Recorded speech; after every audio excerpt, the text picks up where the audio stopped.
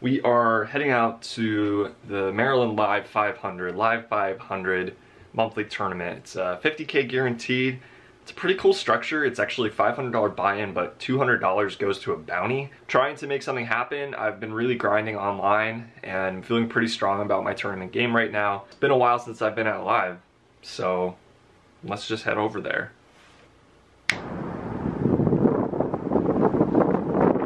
Wow, how about now we go inside?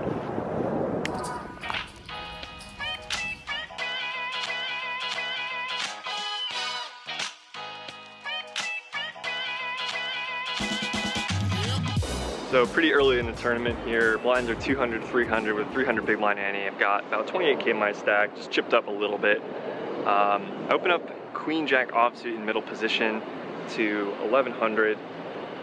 Big blind's the only caller, so we go heads up to a flop. Flop is 8-3 deuce two-tone, just totally whiff, and I decided to check it back when he checks it to me. The turn's a king, he checks, I decide to bet now, 1200, he makes the call. The river's a 10, and when he checks, I just don't think he has a king very often. I think he'd be leading that on the flop himself a lot, and probably he has a lot of missed draws, so I just go ahead and bet 2600, he folds, and we get to take it down. This next hand, we haven't played a hand until the 300, 500, 500 level, but maybe a couple small ones where we just got to c-bet and take it down. But we're now 300, 500, 500 big blind ante, 36K in our stack, sitting 8-handed, and under the gun opens 1500. I have ace-king offsuit in the cutoff, and I bump it up here to 4K. The player's been pretty tight, but not tight enough to warrant just flatting this hand this strong. The button cold calls, which is sort of concerning, I guess. It certainly looks like he's gonna be pretty strong, but by the same token, I think he's gonna 4-bet the strongest stuff, like kings plus usually. But when he calls here, he's probably often gonna have queens, jacks, tens, ace king, ace queen himself. So now the small blind wakes up and jams 8500. It's kind of crazy. Under the gun luckily folds, and so we have a pretty easy decision here. The button has quite a few chips, but I think by jamming we get him to fold a really high percentage of the time. I think he's gonna feel very bad about calling it off with ace king here. We probably get him to fold that. He might fold jacks and tens. I don't think he's ever folding queens. Maybe he wakes up with kings sometimes and didn't cold 4-bet it. But I really thought he would just never have aces. So I go all in, and he tanks for probably like 3 or 4 minutes, and eventually calls with queens. And the small blind has a good old ace king.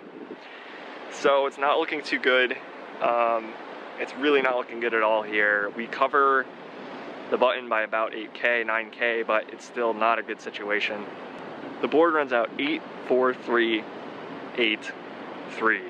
So not gonna do it here. We ship a really big one over to the button, and pretty big cooler situation. He gets the bounty as well. It's a $200 bounty on this $500 tournament, so we really wanted to win that one.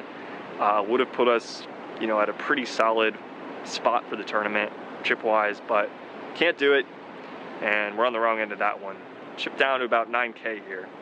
It's a couple orbits later, and the blinds are at 300, 600 with 600 big blind ante. I only have about 7,500. The hijack limps in, and this player was raising some, limping some. He's definitely not super strong when he limps in this position. I have queen 10 offsuit in the cutoff. I definitely think it's thin, but with him limping in, and we can eliminate the best hands from his range, I'm just jamming. I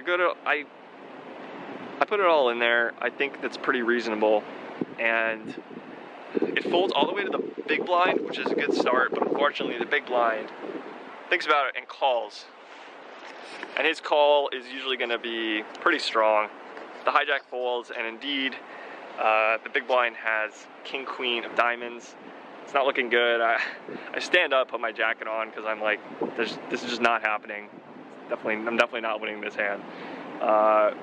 The flop comes ace king 3 and 1 diamond, but no backdoor flush draw for us. And so you know, this is pretty much one of the worst flops we can get, aside from just a pure king high board. The turn Seems like it brings a sweat, but it really doesn't. It's a queen, so it gives us a pair, but it gives him 2 pair.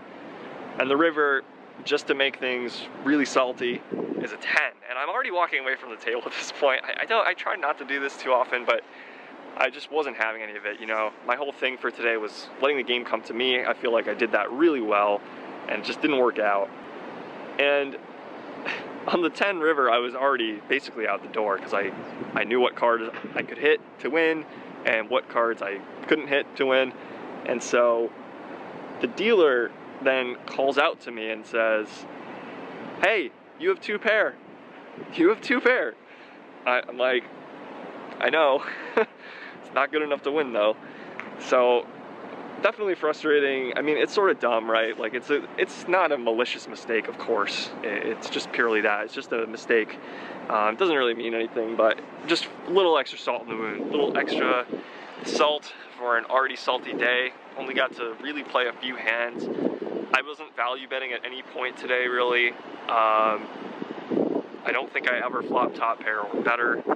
And every pot that I won, I just had to take it down and kind of make standardish C-bets and things like that. So that's gonna do it for today. If you somehow liked this 3-hand video, give it a thumbs up, subscribe to the channel, leave me a comment if you want. There's not a whole lot to comment about, but do so if you want.